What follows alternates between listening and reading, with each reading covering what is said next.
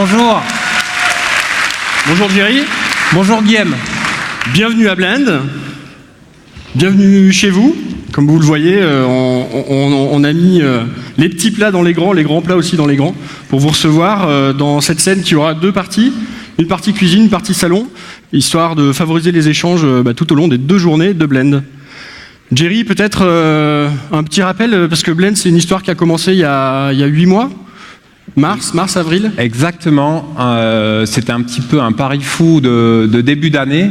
Mais peut-être que pour revenir sur l'historique de Blend et sur le concept de Blend, on va peut-être passer en cuisine. Alors passons en cuisine parce qu'effectivement on a quelques recettes à vous expliquer. Et puis aussi parce que Blend, pour 2 raisons, c'est un terme qui vient de la gastronomie. Alors à Lyon on est bien placé pour ça. D'abord le blender, ça vous connaissez à peu près tous, l'idée du mélange. Et puis cette idée de mélange qui est renforcée avec, pour ceux qui boivent du whisky, le blend, qui est l'assemblage de différents fûts pour en faire encore un whisky encore meilleur. Alors par contre...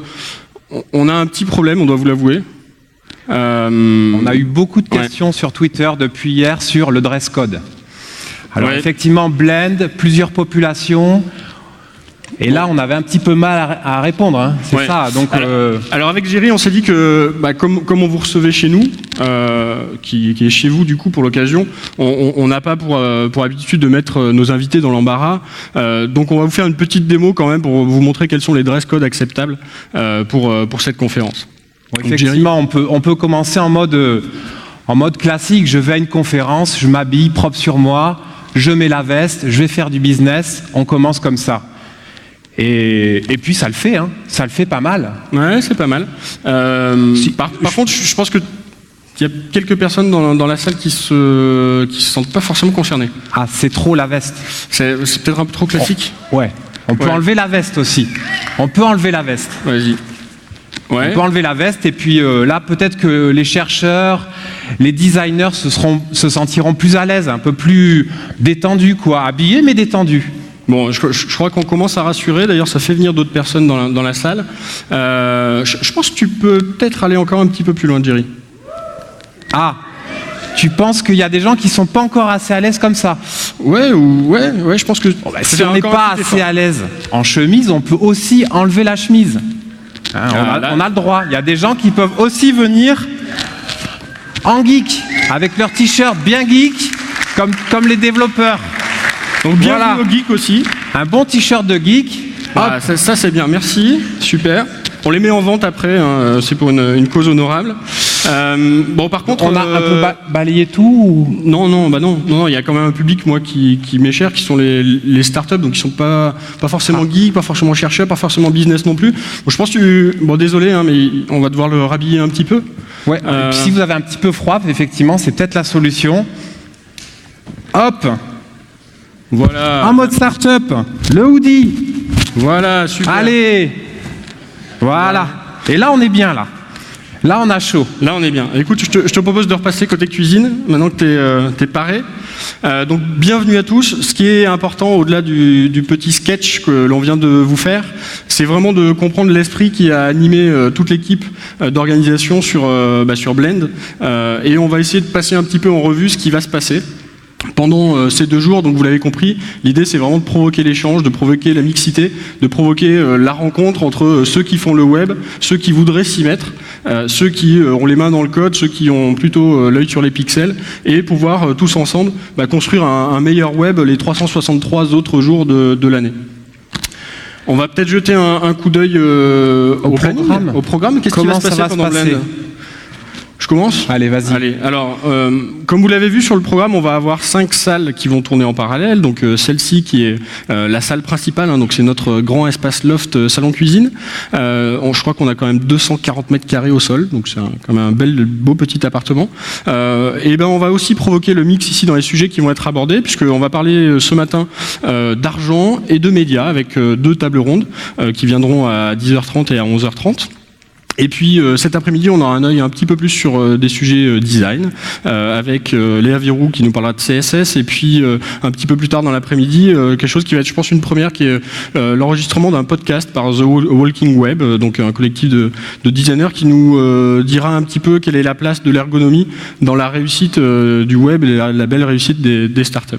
Et puis on terminera par un côté business de startups qui ont réussi à l'international. Donc on aura 6 entrepreneurs qui viendront nous parler de leur parcours, nous partager un peu leurs bonnes pratiques. Et puis on terminera par un côté happy hour, donc on repassera en cuisine pour faire un peu le bilan de la journée avec 2 de nos partenaires presse, Perrine Créqui, La Tribune, et Anissé Mbida, Clubic Pro M6. Mais c'est pas tout, parce qu'on a aussi les dépendances qui sont au-dessus. Exactement. Donc en fait, tous répartis sur 3 emplacements, donc cette grande plénière, le forum qui est plutôt dédié au networking et à la restauration, les postes cafés, et également l'étage sur lequel il y a 5 salles dans lesquelles vont se dérouler en parallèle des conférences. Donc vous avez normalement reçu un programme, donc il y a vraiment ces trois espaces et vous pouvez circuler et vous serez guidé par des gens si vous avez des questions. Alors, comme on va rentrer tout de suite dans le vif du sujet, on a décidé de le faire, c'est un peu une marque de fabrique dans l'orga de Blend en mode no bullshit, donc on n'aura pas de discours, là c'est la seule partie discours que vous allez avoir ce matin. On a par contre quelques petits briefs techniques à vous faire sur tout un tas de petites choses. Exactement. D'abord, comme on est dans la cuisine, on va peut-être parler nourriture. Exactement, donc le buffet c'est dans le forum, il y a des pauses café le matin et l'après-midi, donc voilà, faites-vous plaisir pour ça. On aura toujours dans le forum une Nerf Party qui aura lieu à 17h30, 17h45 d'ailleurs. Alors ça c'est un peu particulier, normalement on devrait battre un record puisqu'on aura une centaine de participants qui vont se tirer dessus. Alors effectivement, ceux qui ne connaissent pas les Nerfs, on les invite à venir en fin de journée, ça sera la partie après le work hard de la journée, ça sera plutôt le play hard. Donc venez découvrir ça. Sinon dans les autres détails pratiques, le hashtag de l'événement c'est Blend Web Mix. Il y a également une super application pour faire du networking qui s'appelle Bizabo, sur lequel l'événement est branché et ça marche extrêmement bien. Donc Bizabo, B-I-2-Z-A-B-O. Je vous invite à vous inscrire. Enfin, c'est très très bien fichu pour le networking. Et puis, donc voilà pour les différentes problématiques qui peuvent vous rendre facile la navigation de salle en salle et puis jusqu'au buffet. Et puis évidemment, on n'est pas que 2 à organiser cet événement. On a des partenaires qui nous ont soutenus depuis le début et puis des sponsors. Alors Jerry, on va quand même faire la liste. C'est important de les mentionner parce que sans eux, franchement, on ne serait pas du tout là aujourd'hui avec vous. Effectivement, on va commencer par remercier le Grand Lyon qui nous a soutenus à la fois financièrement mais aussi opérationnellement, et ça c'était vraiment très très agréable.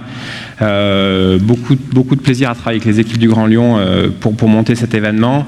On va remercier également nos partenaires du numérique lyonnais, Cluster Edit, Imaginov, Réseau-Pol et Génération Digitale qui nous ont aussi soutenus dans cet événement. Et puis également un grand merci à nos sponsors, vous les retrouvez ici, nos sponsors premium, LDLC, Cybercité et Roll, grâce à qui on a pu monter cet événement tout simplement. Et puis quelques autres partenaires, Microsoft BizSpark sur le Startup Contest, donc on aura des startups dans l'après-midi, vous pourrez commencer à aller les voir, salle Rhône 1, donc c'est 2 étages au-dessus. Le Wi-Fi par conversationnel, vous avez sûrement déjà vu le code, je pense que... Le code est sur votre badge pour ceux qui ne l'auraient pas noté. Le SSID s'appelle conversationnel et le mot de passe c'est l'agence qui fait parler. Et puis la Nerf Party, Netissime, qui sponsorise. Est-ce que... Bon, on est pas mal. On est bien. Eh bien écoutez, merci Jerry. On va pouvoir rentrer dans le vif du sujet. Alors pas tout de suite avec la table ronde qui va parler argent, puisque ça nous semblait important de commencer avec 2 témoins un peu particuliers qui sont aussi des coups de cœur. Un qui va être présent sur scène, qui sera présent en vidéo, on verra un petit peu plus tard. Et c'est pour ça que j'accueille tout de suite Frédéric Montagnon à nous rejoindre, fondateur de eBuzzing et de Overblog.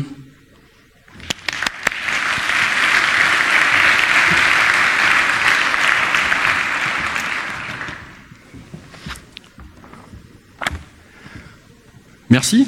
Merci. Alors, hop. Ouais, très bien, installe-toi. C'est comme à la maison.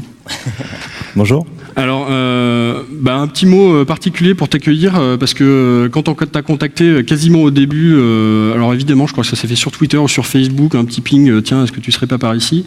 Ton planning, parce que tu vis à New York, ton planning était pas forcément celui de Blend.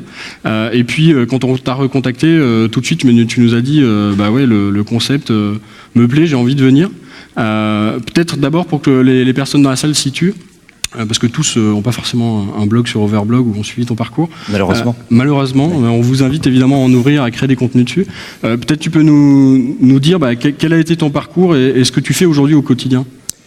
Alors écoute, je crois que d'une manière générale, quand on est entrepreneur, souvent on a une idée en tête et puis on se rend compte que ce qu'on cherche n'est pas forcément la bonne solution, la bonne idée, etc. La notion de pivot, c'est quelque chose d'important dans les startups. Alors, pour mon expérience personnelle, c'est particulièrement vrai parce qu'au départ, j'avais l'intention de faire des tables de mixage pour les gens qui font de la musique. Et c'est ce que j'ai fait, je m'étais lancé là-dedans.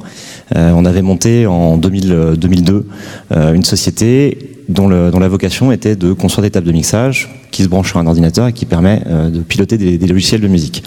Alors, on l'a fait à l'époque, moi je suis ingénieur de formation. On l'a fait un petit peu naïvement. On a monté un petit atelier de montage au Vietnam. On l'a fait un peu de manière très bootstrappée. Et puis quand on a commencé à fabriquer ces tables de mixage, on s'est rendu compte qu'en fait c'était invendable sur le marché parce que les prix de fabrication étaient trop élevés. Enfin bref, c'était la catastrophe. On n'avait pas du tout compris ce que c'était les problématiques d'importation, d'exportation, de SAV, de tout ce qu'on veut. Et donc on s'est retrouvé avec un gros lot de tables de mixage à vendre. Sans avoir aucun distributeur, aucun magasin qui nous soutienne, rien. Et c'est là où on a appris à faire du web. Parce qu'on s'est dit la seule manière de vendre, c'est de le faire sur Internet. Et donc on a fabriqué un petit site d'e-commerce, on était très contents. Et puis là on a attendu les clients longtemps. Parce qu'évidemment quand on a une vitrine c'est bien, mais quand on ne sait pas faire de trafic ça sert à rien. Là je pense que quand on est près du précipice, on n'avait plus d'argent, il n'y avait plus rien. C'est là qu'on devient très créatif. Alors on s'est posé la question comment est-ce qu'on fait venir des gens ? Et pour ce faire, on a créé un forum de discussion en se disant on va essayer d'animer une petite communauté de gens autour de la thématique, la musique, l'informatique, etc. Et puis on mettra de la pub sur ce site et cette pub ce sera notre propre produit. Bon là c'était un petit peu la galère, c'est-à-dire qu'au départ on connaissait rien du tout à Internet, le référencement, toutes ces choses-là c'était très nouveau en 2002. Donc avec mon associé, on avait fait un petit forum de discussion, en gros il posait une question et puis je lui répondais. Bien. Vous parliez à vous-même en fait. C'était assez sympa. On s'est quand même entêté dans le truc parce que tu le sais, quand on monte une société, on y met tout son cœur, on n'a pas envie de laisser tomber. Et en fait, c'est en s'entêtant énormément, en continuant à le faire, qu'un jour, un visiteur est venu par un moteur de recherche. Alors là, on s'est posé la question de savoir comment ça fonctionnait. Et donc, on a commencé à décrypter le fonctionnement des moteurs de recherche. On a commencé à comprendre un petit peu ce que c'était que le SEO. À l'époque, c'était tout jeune. Google était encore une petite société. Enfin, une petite société. C'était un outil qui était peu utilisé. Et puis on s'est rendu compte de toute la mécanique qui consiste à connecter des gens au travers des contenus, à les faire se parler, à développer des communautés, des centres d'intérêt, etc., etc., à faire du community management en fait.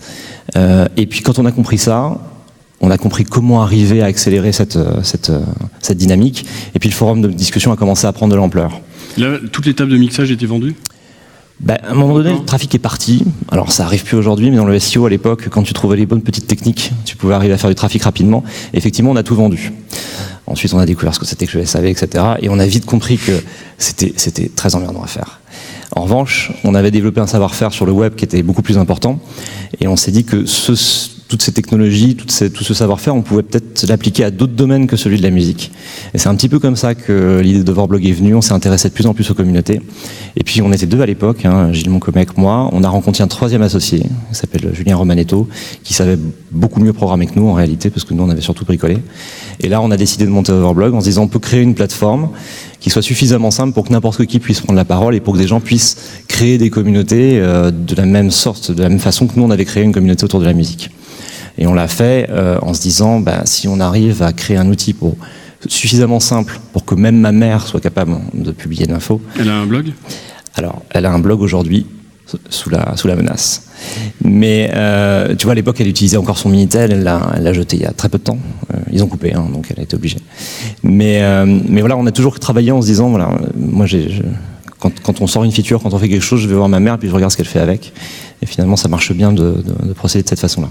Alors peut-être nous donner juste quelques chiffres sur Overblog et puis nous dire dans quoi aujourd'hui c'est imbriqué, parce que c'est devenu un groupe, c'est plus seulement des fonctionnalités sur une entreprise. Il y a eu des rapprochements pour grandir plus vite. Oui. Aujourd'hui, on touche 35 millions d'utilisateurs, principalement en Europe. On est en train d'essayer de le développer ailleurs aux États-Unis et de manière un peu plus globale. Et puis, il y a 3 ans de ça, on s'est posé la question. Donc la boîte avait déjà un petit historique, on avait 6-7 ans. On s'est posé la question, on avait des propositions de rachat. Alors qu'est-ce qu'on fait? Est-ce qu'on passe la main? Est-ce qu'on continue? En réalité, et on le verra tout à l'heure sur une autre conférence, on avait essayé de faire l'international, on n'avait pas réussi à le faire tout seul, parce que c'est très compliqué à faire. Et donc on a hésité entre faire une vente ou repartir sur quelque chose d'un peu plus ambitieux avec d'autres associés, une autre dynamique. Et là, on a fait quelque chose que assez peu de startups font en général et qui, à mon avis, était un très très bon choix. On s'est dit, c'est pas tous les jours qu'on arrive à trouver un truc qui marche. Parce qu'en réalité, quand on monte une boîte, ça marche parfois et puis souvent ça plante. On commence à devenir un peu vieux. Alors toute l'énergie qu'on avait et toute la naïveté qu'on avait quand on était débutant et qui permettait de créer des choses un peu nouvelles, on l'a peut-être plus complètement aujourd'hui. Donc on a décidé de se rapprocher de deux autres sociétés et donc de fusionner nos sociétés de manière à pouvoir créer un groupe. Et donc on a fusionné avec une société qui s'appelle, enfin 2 sociétés qui étaient l'une Wikio, l'autre eBuzzing. Donc nous on était une société purement technologique, eux ils étaient beaucoup plus forts en termes de commerce. C'était des sociétés qui étaient principalement en fait de commerciaux. Et on a rapproché ces 2 entités pour créer un groupe qui s'appelle aujourd'hui eBuzzing. Donc en fait déjà à l'histoire de la société, il y a le mix des associés qui ont les différentes compétences, et puis après le mix des... Ouais. Et d'ailleurs quand on a commencé à préparer cette notion de blend, moi j'ai senti que pour toi c'était un truc qui était important, d'être à la fois dans la rencontre des différents publics et puis aussi dans le partage, voilà, de donner ce qu'on a pu comprendre, de le partager à ceux qui sont comme soi dans le même environnement, mais aussi aux autres pour travailler ensemble. C'est gentil de m'avoir invité, mais en fait c'est le travail d'une équipe derrière et c'est surtout beaucoup de rencontres finalement quand on regarde un petit peu comment se construisent les entreprises. Là en l'occurrence, le fait de mixer des sociétés, des équipes très techno avec des équipes qui sont beaucoup plus axées vers l'extérieur, vers le marketing et vers le commerce, c'est clairement quelque chose qui nous a fait complètement exploser. On est passé d'un chiffre d'affaires, à l'époque nous sur Overblog on devait faire 2 millions d'euros quand on a réalisé cette fusion. Cette année, on va faire, alors en dollars cette fois-ci, 80 millions de dollars, je crois, tout le groupe. Et c'est clair qu'on n'aurait jamais été capable de faire ça et jamais été capable d'ouvrir, comme on a aujourd'hui, 14 bureaux dans le monde, si on était resté tout seul dans notre coin. Donc le fait de partager, parce que c'est ça, c'est ouvrir sa société, c'est partager sa société avec d'autres personnes et accepter de prendre le risque à plusieurs. L'idée d'avoir une petite part d'un gros gâteau, c'est quand même un truc qui marche bien, quoi. Alors tu nous as parlé des premières erreurs de départ, quand on est justement un groupe un peu consolidé avec plus de cerveaux qui réfléchissent, est-ce que du coup on n'est plus trop en mode start-up, on fait plus trop d'erreurs, on trace sa route, ça avance comme un paquebot, ou on essaye de cultiver cette notion de essai-erreur? Alors on a aujourd'hui on est beaucoup plus mature en fait sur la notion d'erreur, c'est-à-dire que pendant longtemps quand on était seul, on s'est entêté dans des voies qui n'étaient pas forcément les bonnes. Aujourd'hui on est beaucoup plus radical, c'est-à-dire qu'effectivement on lance des choses, ça marche pas, mais on passe à autre chose. On a fait une grosse levée de fonds il y a 2 ans par exemple pour un projet qui a été complètement sabré par la vague Google Panda. Alors pour ceux qui connaissent, Google nous a blacklisté toute une partie de nos sites. On s'est pas posé 30 ans la question, quoi. On a coupé tout, on est reparti sur une autre voie.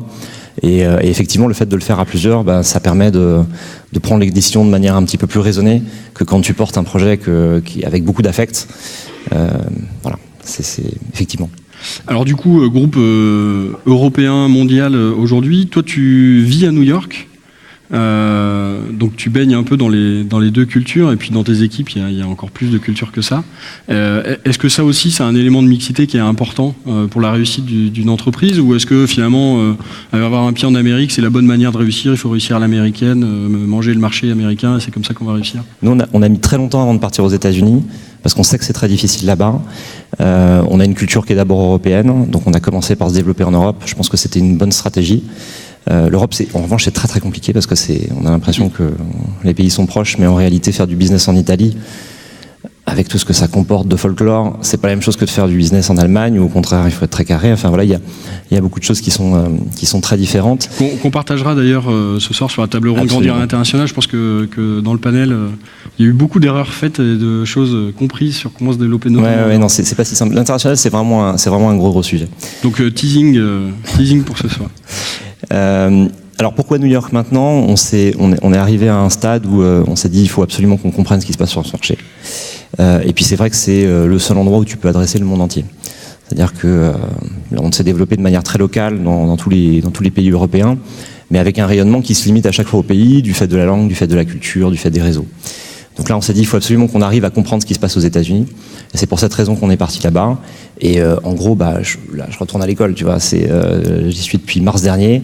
Et le but du jeu, dans un premier temps, c'est d'essayer de comprendre comment ça fonctionne. Le choc culturel est beaucoup plus important que ce que j'aurais imaginé. La notion de réputation, la façon dont on fait du business là-bas, c'est vraiment à des années-lumière. Maintenant, ce qui est intéressant, c'est de voir les spécificités de ce marché et pourquoi est-ce que les startups réussissent. Il y a beaucoup d'enseignements à prendre de ce qui se passe là-bas. Le premier, c'est que, moi, en y allant, je me suis dit, New York, c'est vraiment un écosystème de startups incroyable. C'est pas mal. Mais, tu vois, il y a énormément de startups qui ont peu d'intérêt. Il y a énormément de projets qui sont lancés. Au final, moi, ce que je vois en France, souvent, c'est aussi intéressant. Après, ce qui change, c'est dans la manière de financer les boîtes. C'est dans la concentration qui est mise sur la distribution, la vente, beaucoup plus tôt en réalité. On a l'impression que les boîtes aux États-Unis cherchent pas à monétiser, mais c'est pas vrai. En réalité, souvent, ils font des petits produits qui marchotent. Ils les habillent très bien, et puis ils regardent. Est-ce que ça fonctionne, est-ce que ça fonctionne pas ? Nous, en France, on a plutôt l'habitude d'essayer de faire des produits très aboutis, de les sortir vraiment quand ils sont parfaits. C'est un peu le syndrome Apple, on a l'impression c'est bien de mimer des sociétés qui sont très matures. En réalité, eux, ils savent très bien que ça, c'est trop compliqué. Donc ils font des choses qui sont très simples, ils essayent de les vendre, de les distribuer, ils les pitchent en permanence, puis ils voient, quoi. Moi, je trouve ça assez intéressant comme. Et de ton œil extérieur, tu as le sentiment que ça, c'est un truc qu'on est en train de comprendre en Europe et en France en particulier, avec tous les mots qu'on peut entendre, Lean Startup, MVP, cette notion de justement, ok, on fait un petit truc pour tester, pour voir si ça marche et s'autoriser le fait de faire des erreurs. T'as l'impression que c'est en train de changer, ça ou... J'ai l'impression que c'est une culture qui est en train de venir, et principalement parce qu'il y a beaucoup plus aujourd'hui de vieux entrepreneurs du web, évidemment, qui s'impliquent dans l'écosystème. Et je pense que ce passage d'expérience d'une génération à l'autre est quelque chose qui est absolument fondamental, et c'est probablement la clé d'ailleurs du succès d'un écosystème. Et c'est quelque chose qui est en train de venir. Ok. Si tu devais... aujourd'hui, ça te démange un peu de repartir sur un projet de start-up où finalement le fait d'ouvrir de nouveaux marchés, ça te redonne ce sentiment un peu de zone un peu libre à découvrir, à défricher ? Ça démange toujours, on a toujours plein d'idées, on voit toujours plein de choses, on a l'impression que on est en train de rater des fenêtres d'opportunités importantes. Maintenant, je pense qu'il faut... la vraie clé, c'est de finir. Donc démarrer les courses, c'est toujours facile, c'est toujours sympa, c'est toujours rigolo. En réalité, ce que je trouve intéressant et la raison pour laquelle finalement on n'a pas vendu à l'époque, et la raison pour laquelle on a décidé de s'associer avec d'autres sociétés pour aller plus loin, c'est justement de faire l'exercice jusqu'au bout, de créer des vraies marques avec des vraies équipes qui sont vraiment autonomes, et pas de rester dans un mode un peu bancal. Aujourd'hui, moi, ce qui m'intéresse, c'est de participer à la construction d'une société, même si on n'est plus les seuls fondateurs, tu vois, mais de participer à la création d'une société qui vit sa vie toute seule et qui va rester après nous. C'est ça qui m'intéresse. Donc, repartir sur quelque chose maintenant, non, pas tout de suite. Et du coup, tes 2-3 prochains challenges là qui arrivent dans les années qui viennent, tu te mets quoi sur les épaules comme Écoute, c'est compliqué d'arriver aux États-Unis, mais c'est passionnant. Moi, j'essaye vraiment de comprendre le truc en entier. Donc, il faut, à mon avis, rester vraiment un petit moment, pour avoir une vraie empreinte sur ce marché. Il va falloir qu'on y passe du temps, parce que autant c'est un marché sur lequel tu peux venir très facilement. C'est-à-dire à partir du moment où tu dépenses de l'argent, de toute façon, aux États-Unis, t'es toujours le bienvenu. Autant pour arriver à Lyon aussi. Hein. Je te rassure, hein, s'il y en a dans la salle qui veulent venir.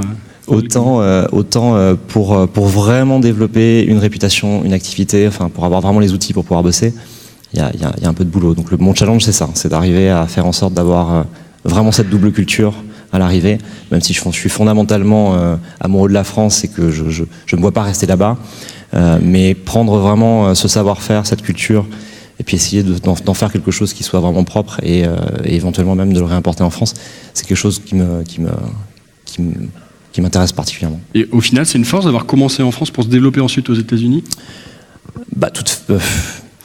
Alors, est-ce qu'on aurait dû partir immédiatement ? Je ne sais pas. La vie là-bas est complètement différente. Je ne suis pas sûr d'être complètement encore... tu vois, on se hug.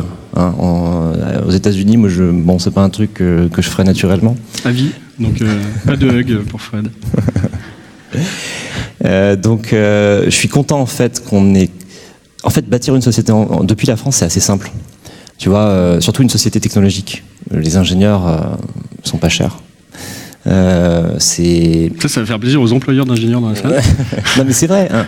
Écoute, regarde, un bon ingénieur en France, quelqu'un qui a, je sais pas, 5-10 ans d'expérience, tu vas le payer entre 60 et 90 000 euros par an. Aux États-Unis, si tu mets pas 200 ou 250 000 $, il n'y a rien, quoi. Donc c'est hors de prix. C'est extrêmement difficile d'arriver à faire venir les gens dans ta boîte parce qu'il y a une concurrence démente entre les sociétés. Puis comme tout le monde lève des fonds d'une manière complètement disproportionnée, il y a une montée des enchères qui est folle. Ensuite, pour arriver à motiver les gens, c'est pas simple. Et les gens sont pas meilleurs là-bas qu'ici. Donc je suis assez content d'avoir démarré d'ici. Et je pense que, en plus de ça, comme il y a une compétition qui est moins forte, faut dire ce qui est. Globalement, c'est un bon terreau. La France est un très bon terreau. Et alors financièrement, j'en parle même pas. On a des aides ici qui sont démentielles. Et bon, ça c'est un truc qui n'existe pas là-bas. Alors pour finir cette petite séquence d'introduction, je vais parler de 2 témoins, donc on va accueillir tout à l'heure le deuxième témoin. Peut-être pour profiter de ton expérience, pour ceux qui sont dans la salle, on a un concours de start-up, donc on a pas mal de start-upers. Est-ce que tu as un ou deux conseils qui seraient le fruit de ton expérience pour ceux qui se retrouvent peut-être au moment où toi tu essayais de vendre tes tables de mixage, qui se disent mince, mon truc marche pas comme j'y avais pensé au tout départ. C'est quoi ce que tu aurais envie de leur passer comme témoin? C'est compliqué parce que chaque histoire est différente. Il y a 2 choses. Quand on démarre une société, il faut le faire par passion. Pour moi, la passion, c'est vraiment un truc qui est vraiment important. Pas forcément la passion pour le produit qu'on est en train de développer, mais au moins être sûr qu'on travaille avec passion. Parce que franchement, sinon, c'est impossible. C'est-à-dire, tu te lèves le matin, un matin sur 2, c'est la cata. Le lendemain, t'as des bonnes nouvelles. La vie d'un entrepreneur, c'est vraiment les montagnes russes, quoi. Donc si tu le fais pas par passion, c'est pas possible. Le deuxième, moi j'ai toujours monté des boîtes avec d'autres gens. Alors c'est toujours compliqué de partager, mais c'est un vrai plaisir parce que quand on est plusieurs dans un bateau qui prend un peu l'eau, c'est plus facile de se motiver et de se dire bon, on va s'en sortir que quand on est tout seul. Et ça, en fait, c'est souvent on a l'habitude de raconter l'histoire des sociétés autour d'une personne, etc. C'est jamais vrai. À part d'exceptions vraiment très particulières, les sociétés, ça se monte en équipe. Alors derrière, pour la com, c'est mieux d'en mettre en avant. Mais il faut pas croire en fait ce qu'on raconte. Il faut arrêter de lire ces histoires-là. Il faut mettre un filtre. Tu vois, le produit parfait, l'histoire parfaite, celui qui part de rien. Non, c'est un truc en équipe. C'est dur. Faut se le dire, et c'est parce qu'on le fait avec passion et qu'on est persévérant qu'on finit par y arriver. Très bien. Écoute, on va rester sur ces 2 conseils. Alors tu vas rester avec nous pour accueillir le deuxième témoin. Je pense qu'on peut applaudir Fred d'avoir partagé. Merci beaucoup.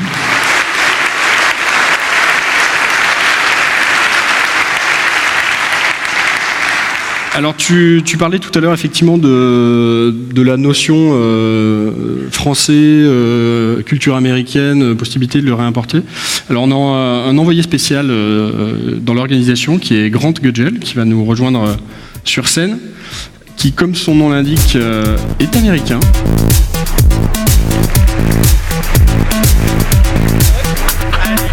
Ah, le hug. C'est un hug quand même. Voilà. J'ai piqué, évidemment, quand les Américains débarquent, ils prennent le micro. C'est vrai. Donc, Grant, toi, t'es américain. Oui. C'est pour ça qu'on t'a recruté à la base. Oui. Merci. Merci. Une de tes seuls avantages. J'étais le seul, ouais. Voilà. Exactement. T'étais celui qui était là. Et t'as eu peut-être le truc le plus compliqué dans l'organisation de Blend, puisque t'as dû prendre l'avion, aller jusqu'à Las Vegas. C'est vrai. C'est vrai, je suis allé jusqu'à Las Vegas. Voilà. Il y a des boulots plus compliqués quand même. Oui, mais c'était sympa. C'était sympa. Et qu'est-ce que tu es allé voir là-bas ? Donc, je suis parti à Vegas parce qu'en fait, quand on a commencé à parler de l'organisation de Blend et un peu la philosophie derrière le conférence, on s'est dit, il nous faut un super keynote, quelqu'un qui puisse un Américain. Il nous faut un Américain. Voilà, bien sûr. Donc, qui puisse venir parler de toute cette idée de mixer différentes communautés. Et on avait pensé à un monsieur qui est maintenant basé à Las Vegas, qui s'appelle Tony Hsieh. Donc, peut-être vous avez entendu parler de lui. C'est le CEO d'une entreprise qui s'appelle Zappos.com, qui vient de se vendre l'année dernière à Amazon pour un joli package. 1,2 milliard, ouais. Ouais, donc voilà. Donc Monsieur Hsieh, d'ailleurs, il a fait un bon sortie.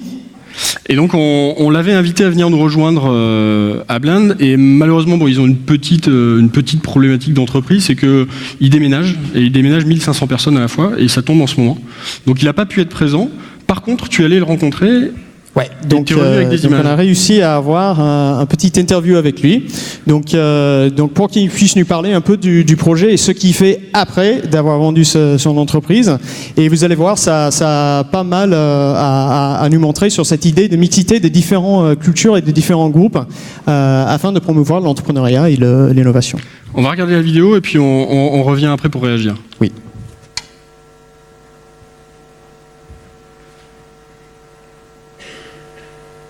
On n'a pas de son. On n'a toujours pas de son. Je peux chanter si vous voulez. Donc là, on visite l'appartement de Tony.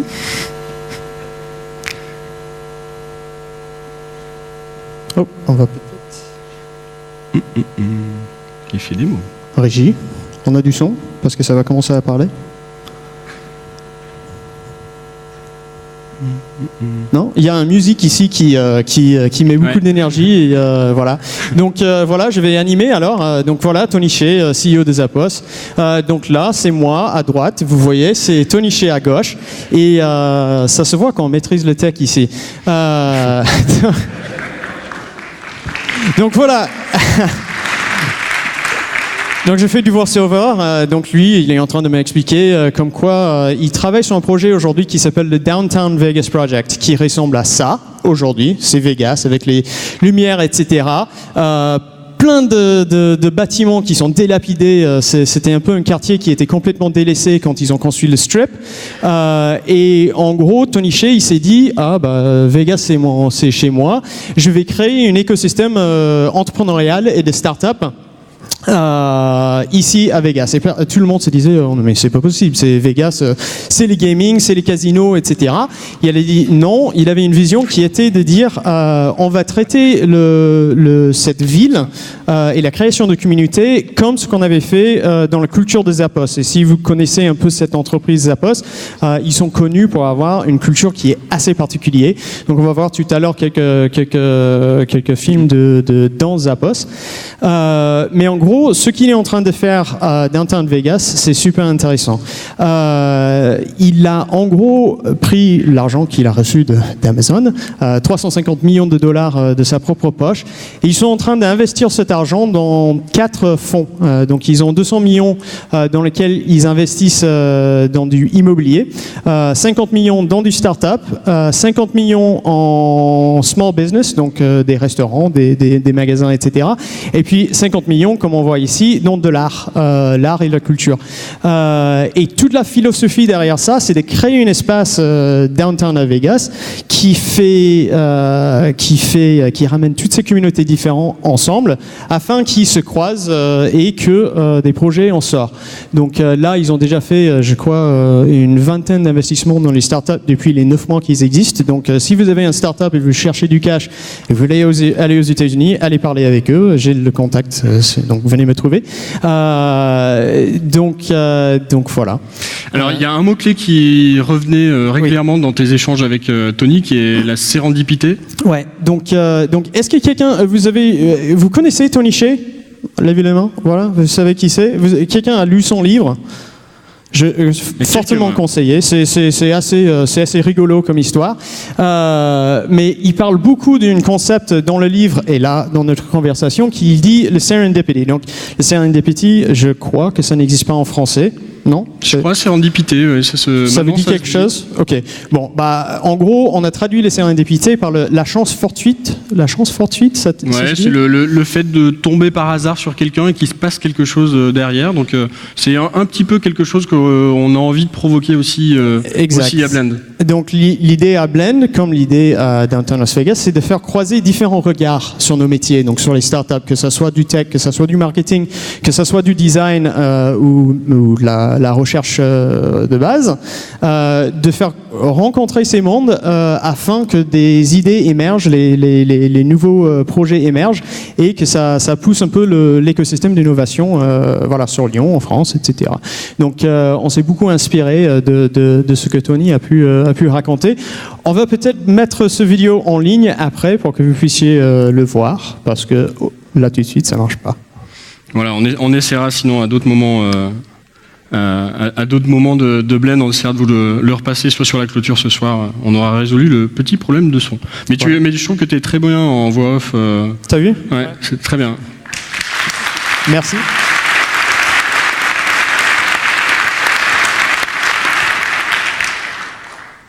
Bah Fred, comme du coup on a gagné un petit peu de temps et que en plus pour le coup est-ce que ça évoque quelque chose, cette notion de sérendipité, tu la retrouves plus de l'autre côté de l'Atlantique ou c'est un truc qui est vrai ou qui doit aussi se provoquer dans les écosystèmes? C'est en essayant des choses effectivement qu'on finit par tomber en marche en fait. Donc, et tu sens que cette notion de peut-être un peu plus américaine de tiens on rencontre quelqu'un, on essaie de voir si on peut faire quelque chose et il y a ce côté un peu hasard qui fait provoquer les choses. C'est une société dans laquelle effectivement la notion de rencontre, tout est fait pour se rencontrer en permanence, tu vois. Dans la vallée comme à New York ou ailleurs, pratiquement tous les jours, tu vas trouver des dizaines et des dizaines d'événements partout qui sont faits pour se rencontrer. Alors c'est un peu particulier parce que les Américains, sinon, ils sont assez procéduriers. Donc si tu leur dis pas il faut se rencontrer à telle heure, ils se rencontrent pas. Donc tu organises des événements dans lesquels t'organises des événements dans lesquels tu dis voilà pendant 1 heure on va tous se rencontrer, donc t'as des événements de networking sur tout un tas de sujets, t'as 1 heure, tu sais que t'as 60 personnes, ça fait 1 minute par personne, tout le monde se dit bonjour avec un grand sourire, on fait une petite blague, on se tape dans le dos, tu pitches ton truc très vite et puis tu prends la carte, alors t'as 2 poches, à gauche tu recontactes pas, à droite tu shooteras un petit email en sortant de l'événement, c'est comme ça que ça se fait et les gens rencontrent une quantité de gens incroyables tous les jours. En pitchant. Donc du coup, ça te force à formater ton discours, à essayer de voir si les autres réagissent ou pas, si ton idée finalement, elle tient le coup ou pas. Et si t'es pas capable de résumer, et de donner envie à quelqu'un en 30 secondes, faut passer à autre chose. Mais effectivement, ça se passe beaucoup sur les rencontres.